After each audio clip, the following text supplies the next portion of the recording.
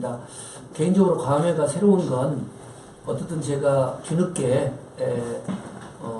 더불어민주당의 대선 이제 예비 후보로 출마하겠다는 선언을 1월 5일 날 했고요. 또 그 뒤에 이제 추미애 대표께서 설 전에 이렇게 예비 등록을 하게 되면 이 후보 간의 어떤 토론들, 검증의 시간을 좀 많이 갖도록 하겠다. 그래서 그 말에 제가 상당히 기대를 하고 예비 후보 등록을 1월로 했는데 거의 2달 가까이 네 후보 간의 만남은 한 번도 이루어지지를 않았고요. 또 만났더라도 두세 후보가 그냥 공식적인 자리에서 잠깐 인사를 나누는 정도에 그쳤던 것이에요. 그래서 이제 최근에 제가 지난 2차 토론회 때 어느 한 분이 문재인 후보에 좀 이렇게 지원하는 거 아니냐는 이야기를 할 때 갑자기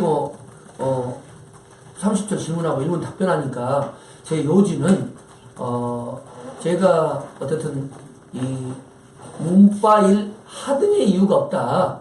제가 김대중 대통령을 오랫동안 모셨고 오히려 친문 후보거나 친노 후보였으면 내가 지난 2달 동안 사자 후보 간의 면담, 토론 한번 이루어지지 없었지 않겠느냐. 나는 한 번도 문 후보와 그런 자리가 마련되지 않았다. 요걸 이제 어떻게 해석을 하냐면, 어디 광화문 촛불광장에서 옆에 앉아있는 사진을 찍고, 또 오래전에 문 후보님이 고향에 오셨을 때, 시장에 있고 또 막 선언했을 때 최 시장도 나왔지. 그리고 선언문 들어준 사진을 내놓고, 최성은 문재인 후보하고 이렇게 긴밀히 3번씩 사진 찍지 않았냐 하는 것은 너무 이렇게 어떤 후보를 이렇게 좀 거짓말쟁이로 몰아가는 거고, 바로 제가 회복의 답을 드린 것처럼 어떻든 4명의 유력 대선 후보가 있는데 그 후보 간의 사자 면담, 정견 발표, 또 후보 간 토론이 2달 가까이 한 번도 이루어지지 않았고, 그런 면에서 문 후보를 전혀 만날 수가 없었다. 그리고 끊임없이 촛불광장에 만나서 거기 대화 나누는 장면 때도 무슨 이야기를 하고 있었냐. 아니, 문 후보님 좀 시간을 내서 우리 사자 간에 좀 만납시다. 라는 논의였다는 점을 말씀을 드리고요. 그래서 이 자리를 빌려서 꼭 이렇게 제가 이제 후보들의 범죄 이런 경력 증명이라든가 최종 판결문을 내서 좀 청렴하게 청렴한 이 대통령이 나와야 되지 않겠냐. 왜냐하면 지금 상황이 대통령 탄핵 결정이 돼버리면 이 대통령이 삼성으로부터 불법적인 정치 자금을 받은 것을 가지고 탄핵이 이루어지는데, 또 비선 실세들의 국정농단 때문에 탄핵이 이루어지는데, 우리 더불어민주당의 후보가 그런 이를테면 이 의혹과 또 도덕성, 참정성으로부터 문제제기를 받으면 결국은 본선 정치행력도 없고, 또 배신다 하더라도 이후에 대한민국의 재벌개혁, 또 우리 아이들의 미래 어떻게 이끌어가겠느냐는 차원에서 문제제기를 했더니 그걸 좀 아파하는 후보 측 이런 이 열혈 네티즌들인 것 같아요. 그럼 너도 거짓말하는 거 아니냐 하면서 사진 논란으로 가는 건 너무 부적절하고 우리들의 토론 문화를 품격을 떨어뜨린다고 봅니다. 그래서 그 점에 대해서는 정확히 이 설명을 우선 드리고요. 그 다음에 이제 질문하신 사드 문제와 관련된 해결법은 사드 문제와 북핵 문제가 김대중 대통령식의 포괄적 일괄 타결이 되어야 된다. 이 내용을 이렇게 좀 시간 관계상 설명을 드렸고요. 여기서 중요한 내용은 제가 1차 때 이 사드 문제는 결국은 북한 핵 문제를 풀기 위해서 제기된 내용인데, 결국 미국의 사드 배치가 중국으로 하여금 러시아와 북한과 북방 연대를 오히려 촉진시킴으로써 북한 핵 문제를 풀기도 어려워져 버렸다. 이런 상황에서 이 문제는 북핵 문제 해결을 위해서도 우리가 사드 문제, 북핵 문제, 그리고 또 방위비 협상, 한미 FTA 등에 대해서 이 트럼프 행정부와 포괄적인 일괄 타결을 해야 된다. 근데 원래 중심은 정부가 해야 되는데 박근혜 대통령이 탄핵을 받은 상황에서 또 황교안 대행이 이렇듯 국회도 무시하고 국민도 무시하고 일방적으로 가기 때문에 원래는 정부 주도의 초당적인 외교를 해야 되는데 이게 워낙 국익하고 연결이 되는 심각하니까 더불어민주당이 수권정당을 준비하고 있기 때문에 추미애 대표를 중심으로 해서 방미 대표단을 파견해가지고 미국에게 설득도 하고 또 우리들의 입장을 관철시키고 또 협의도 하면 좋겠다. 그리고 그 토대하에 중국도 북핵 문제 해결에 대해서 좀 더 중국이 더 전향적인 노력을 해라. 그렇다고 그것과 별개인 무역 보복을 하는 것은 국제적으로나 또 한중 관계 발전을 위해서도 도움이 안 된다. 이런 이야기를 통해서 결국은 여기서 중요한 것은 이 사드 문제는 미국과 중국 간에서 직접적인 대화를 통해서 해결을 해야지. 이 미국 정부나 중국 정부가 비겁하게 한국의 이런 전략적인 그 어떤 위치에서의 어려운 지점 때문에 아주 고래 싸움에 새우등 터지는 이런 형국이 되는 것에 대해서도 우리가 당당하게 미국과 중국을 설득해야 된다. 이런 그 말씀을 드렸고요. 그 다음에 나머지 이제 이 조기 대선이 되는데 이제 대연정 문제는 이미 이야기를 좀 드렸던 내용이고 나머지 자료로 선생님 그러면 그 네. 자료에 네. 있는 내용 간략하게 좀 몇 개 좀 질의 좀 드릴게요. 네, 그래 주십시오. 네, 만약에 그 지금 사정조지 않습니까? 네. 만약에 한 후보가 50%를 못 넘겼을 경우는 결선 투표를 하게 되면 네, 그렇죠. 혹여 그 시장님 위에 다른 후보 두 분이 네. 뭐 유력하다라고 그 두 분이 결선으로 갔을 경우에 네. 전략적으로 어떤 후보를 지지할 것인지 네. 아니면 그 중립을 유지할 것인지. 그것은 현 단계에서는 전혀 고려치 않고 있고요.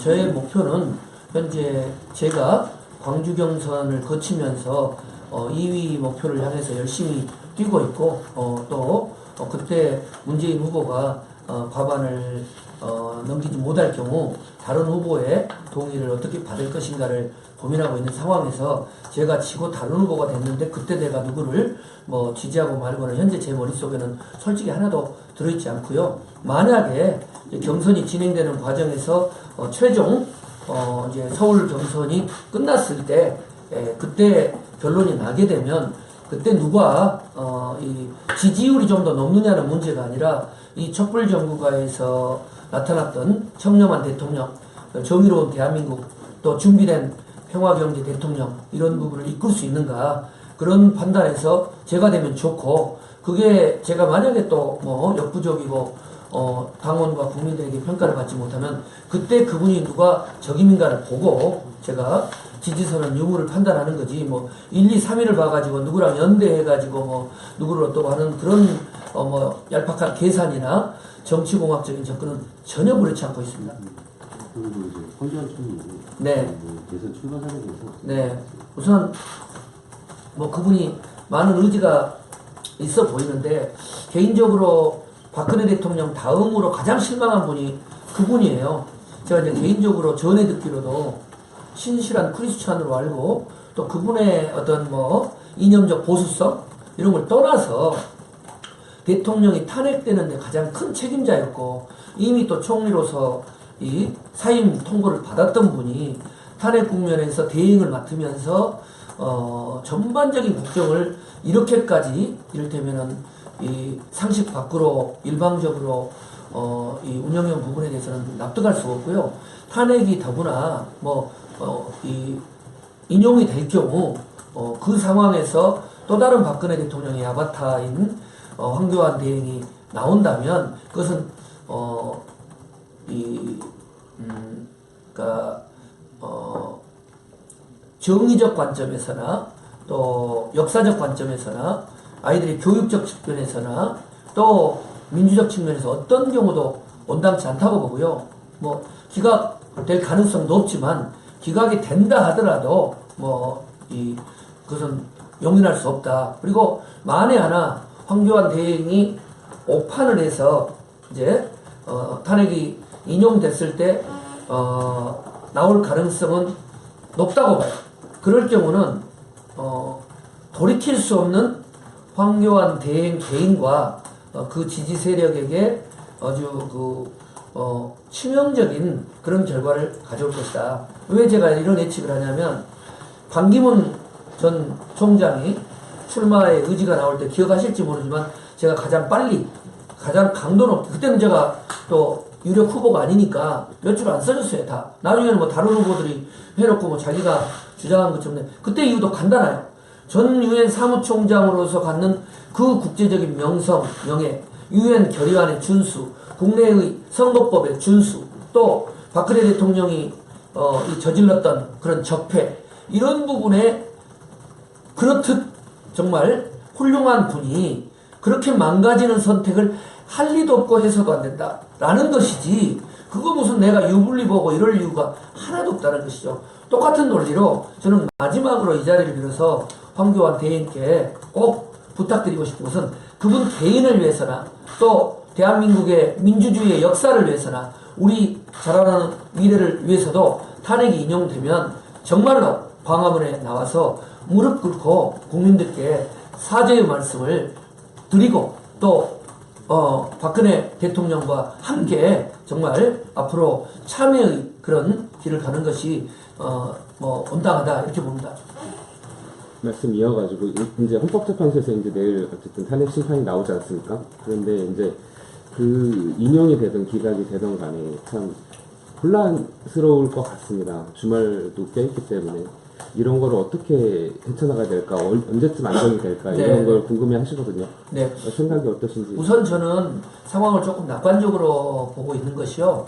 탄핵이 인용이 될 경우 국민 절대 다수는 환호할 거고 또 생중계가 되면서 얼마만큼 국정농단이 심각했는가에 대한 국민적 동의가 이루어질 거고, 지금 탄핵 기각을 반대하는 세력은 제법 현상적으로 보면은 숫자가 좀 있어 보지만 많은 경우는 동원화된 분들도 많이 있고 또 여러 가지 이제 불가피한 정치적 또 이런 기존의 인연의 끈이 있어서 그런 거지, 그 이후에는 빠르게 안정화될 거다. 중요한 것은 여기서 더불어민주당이 수권정당을 꿈꾸고 있을 때 국정농단 세력에 대한 어떤 적폐 세력에 대한 철저한 청산, 그리고 거기에 어떤 정책적인 과제를 풀어나가는 것은 좋지만 어떻든 보수 진영도 결국은 박근혜 대통령한테 사기당한 셈이고 배신당한 셈이고 상처받은 이 분들이기 때문에 그분들을 끌어안는 그런 어떤 따뜻한 통합의 움직임이 필요하다고 봅니다. 근데 여기서 이제 이 대목에서 잘못 나간 행보가 이 적폐 세력과 그 적폐 세력에 사기당하고 또 어떻든 배신당하고 실망했던 그 보수적인 국민들은 다르다. 근데 여기서 대선 국면이다 보니까 그 보수적인 진영을 좀 안아줘야지 하는 그런 인간적인 어떤 동정심이, 또는 동정심이라는 표현보다는 그런 분을 끌어안아야 되는 통합적인 마음이 적폐 세력인 구새누리당과의 대연정, 연립정, 자유한국당의 연정, 이런 형태로 그것이 발전되는 것은 크게 잘못된 것이다. 그렇게 될 경우는 일제 때 친일 청산하지 못하고 또 독재 세력과의 어떤 독재 유산을 청산하지 못한 그런 과오로 갈 수 있다, 이렇게 생각합니다. 말씀하신 대로 이제 어쨌든 간에 배신을 당하거나 이제 실망하신 분들이, 보수 진영의 분들도 대선 후보시니까 그분들도 후보해야 되는 거는 맞지 않습니까? 근데 대연정이 아니라면 어떤 방법으로 그분들을 표현하실 것인지, 이건 어떻게 보면 어떤 대통령이 되실 건지, 중요한 거죠. 그런 것도 같이 연관돼서 말씀하시죠. 제가 합동 토론회 때 만약에 탄핵 이후에 새로운 대통령이 되면 어떻게 촛불 시민과 또 태극기 집회에 나와 있는 그런 보수층을 이제 통합시키면 답은 간단한 거죠.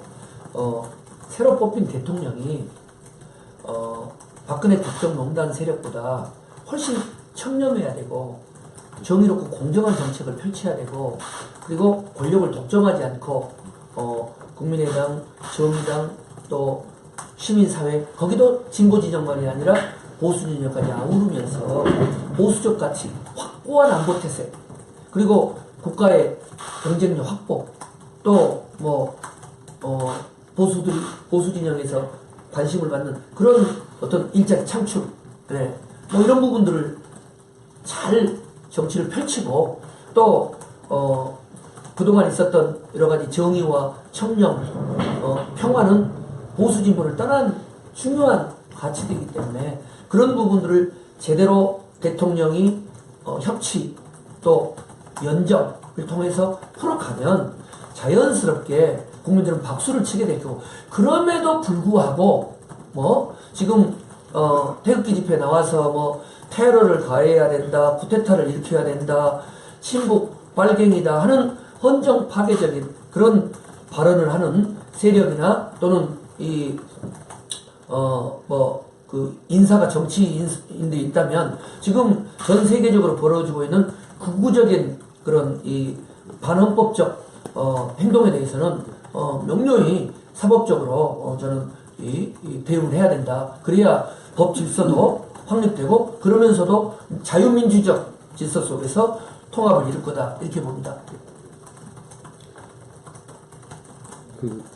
오늘 또 고양시 시청이 왔으니까 이걸 말씀드려야 될 것 네. 같은데 이제 고양시장으로서 이제 대선 출마도 하시면서 네. 어떻게 보면 고양시 위상이 높아졌다 네. 이런 얘기도 네. 들리곤 합니다. 그래서 어떤 고양시에 출마하심으로써 네. 어떤 고양시에 긍정적인 효과가 있을지 네. 이런 거에 대해서 생각하신 게 있을까요? 네, 솔직히 말씀드리면 여러 가지 이제 출마를 할 때 고민을 했는데 그 중에 이제 하나가 고양시에서 이미 추진되고 성사된 통일한국의 실리콘밸리는 연매출 70조에 달하는 판교 테크노밸리와 같은 경기 북부 테크노밸리가 유치됐고 또 청년들의 어떤 주거 복합 일자리 타운이 또 조성이 됐고 스마트 시티가 조성이 되고 있고 또 방송 영상단지가 조성되고 있고 이런 것들이 추진돼 이것은 국가적 프로젝트예요. 그래서 원래 제가 이렇게 출마를 결심하기 전에는 유력 대선 후보한테 이것을 공약으로 제안을 해야 되겠다라는 생각을 했고 여기는 또 약 850만 평에 해당되는 데는 평화통일 경제 특구가 있어요. 네, 그래서 이제 그런 것들을 고민을 했는데 제가 이제 결심을 하는 과정에서 이것 때문은 아니지만 좋다. 차라리 내가 직접 다른 여러 가지 청렴성이라든가 평화 경제도 중요하지만 이것은 우리 대한민국을 먹여 살릴 수 있느냐 마느냐는 워낙 중요한 프로젝트고 특히 한반도 평화정착을 이루는 데 관건이기 때문에 이번 2차 토론회 때도 통일한국의 실리콘밸리 프로젝트 그리고 청년 스마트 타운을 이렇게 전국적으로 확산하겠다.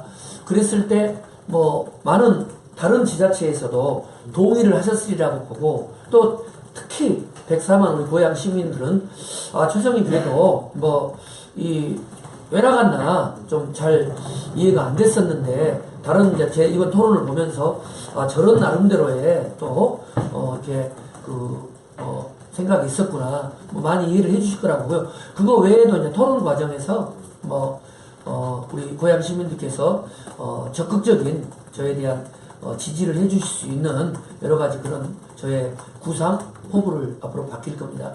4차 산업혁명 그거와도 좀 맞닿아 있는 부분이 있는 것 같은데 네. 혹시 말씀하신 것 외에 4차 산업혁명에 관련된 어떤 공약이나 생각이 있으신지? 아주 중요한 게요.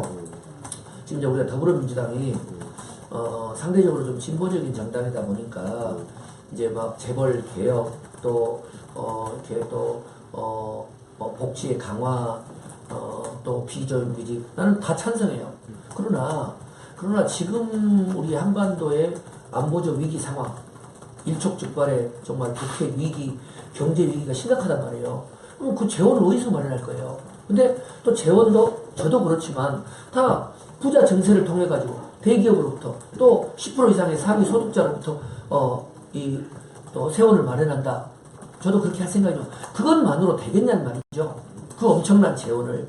그러려면 결국은 한반도가 평화 정착이 되고 국제 경쟁력을 강화하고 정말 어떤 제왕적인 그런 재벌 구조를 혁파시켜서 대기업도 살고 중소기업, 중견기업, 벤처기업, 1인 기업, 사회적 기업 이런 경제들이 활성화되면서 결국은 미래의 국가 경쟁력의 관건인 4차 산업을 육성해야 된다. 또 4차 산업혁명을 일으켜가지고 수출을 하고 국가 경쟁력이 강화되면 뭐예요? 지방이 죽어가고 있잖아요. 지방의 기업이 죽어가고 있고 지방 경제가 죽어가고 있고 그럼 그건 해법은 누가 할 거예요? 그래서 자치분권 개헌을 해서 정말로 국제적으로는 평화 정착을 이루어내고 4차 산업혁명을 통해서 여러 가지 우리들의 어떤 수출 환경을 확보해내고 국내적으로는 과도한 재벌에 대한 특혜적 이런 불공정성을 바로잡고 그 토대하에서 세수 확보된 부분들을 어떤 사회적 취약계층에게 여러 가지 복지를 강화하는 그러니까 대단히 국가 운영이라는 것이 이렇게 시스템적으로 다층적으로 진행돼야 되는데 우리는 그동안 최순실을 포함한 일부의 아주 한심한 국정농단 세력에서 운영되니까 정말 이런 심각한 문제가 나왔던 거죠. 이런 점에서는 저는 이번 두 차례 토론이 있었지만 우리 같은 훌륭하신 문재인 후보님 또 안희정 후보님 이재명 후보님 또 저 같이 이런 부분에 대해서 좀 깊은 어떤 국정 전반에 대한 고민 또 치열한 토론 또 검증 이렇게 될 때 국민들이 보면서 박수를 치는 거죠. 아 더불어민주당 역시 하나만 보지 않는구나. 예, 특정 계층 또 특정 사안에만 하지 않고 정말 안정감 있는 고민을 하고 있구나. 이렇게 되리라고 봅니다.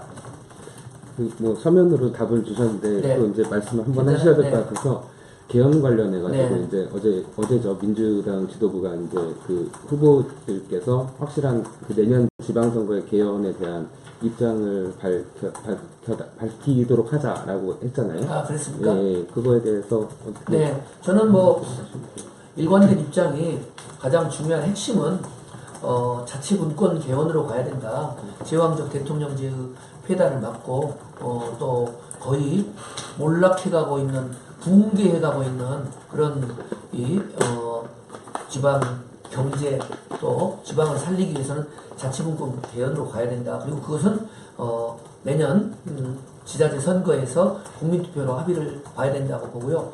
권력구조 형태와 관련해서는 4년 중임제 그리고 책임총리제 그리고 완전히 외교 국방 통일 또 뭐 불가피한 이 중앙정부가 감당해야 될 영역이 아닌 것은 광역과 기초 지방자치단체에게 권한을 위임해야 된다고 생각을 하고요. 일각에서 제기되는 특정 후보를 반대하는 연대 또 원포인트에서 3년만 하는 이런 시도는 지금 이 위기에 이 한반도 위기상을 풀어내는데 자칫하면 그것이 이 대권 후보들이나 특정 정치인들의 담합적 이런 권력 나눠먹기식으로 갈 수 있고 심각한 레임덕이 올 수 있기 때문에 어쨌든 그리고 반대고요.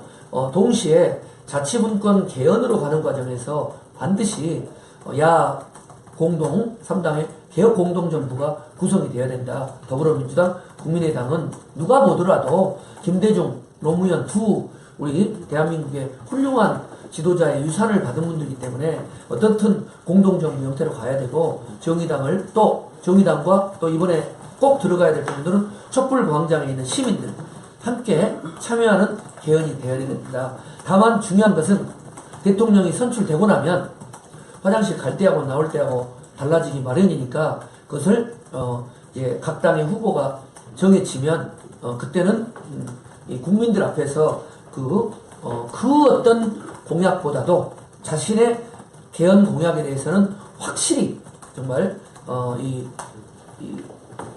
약속을 하고 후보들 간에 합의할 수 있으면 국민 앞에 협약식을 가져야 된다. 저는 그런 점에서는 자치분권 개헌에 대해서 4명의 후보가 또 그 외에 촛불민심을 반영할 수 있는 공통분모가 있다면 그 부분들은 이 대선 과정에서 국민 앞에 협약해서 발표를 하자 제안했고 또 오늘도 이 자리를 비롯해서 다시 한번 제안하는 바입니다. 예, 그 끝으로 시간이 네. 없으시고 네. 해서 그동안의 언론이나 토론회나 이런 과정을 통해서 못다 하신 말씀이 있으면 한번 하고 싶은 말씀이 있으면 한번 네. 해주세요. 많아요. 우선은 그래도 제가 김대중 정부 때 정상회담도 하고 또 IMF 외환위기 극복에도 주역도 했고 또 국회의원 시절에는 정말 외교 안보 통일 쪽에서 역할도 했고 또 국회 개혁도 좀 주도했고 또 재선 시장으로서 뭐 저는 어느 자치단체장보다 뭐 부채 제로 도시 또 가장 살기 좋은 도시 성과를 냈는데 이제 막상 좀 후발주자로 대선 후보로 나오다 보니까 나는 이렇게 처참히 무시당할 줄은 몰랐어요. 2달 동안 정말로 촛불광장 나갔을 때도 사진이 제 옆에까지 잘리고 한 줄도 쓰여지지 않고 그래서 그때 가진 그 어떤 상처 또 충격 내가 과연 이걸 레이스를 뛰어야 되나 할 정도로 심각했었어요. 그때 내가 느낀 게 뭐냐면 이거 중요한 이야기인데 야 내가 청와대 국회 재선 시장까지 있었던 사람이 이렇게까지 불공정한 대접을 받을 때 정말 아무런 권력도 백도 또 뭐 명예도 없는 분들이 이 사회 속에서 얼마나 소외받고 정말 말 못할 고충이 있는가 이런 생각을 했고요. 또 충격은 2차례 합동토론이 있은 이후에 뭐 실시간 검색 리뷰도 뭐 오랫동안 하고 또 많은 분들이 평가도 해주시는데 여전히 중앙의 언론 방송에서 한 줄을 안 내주는 언론이 많은 거예요.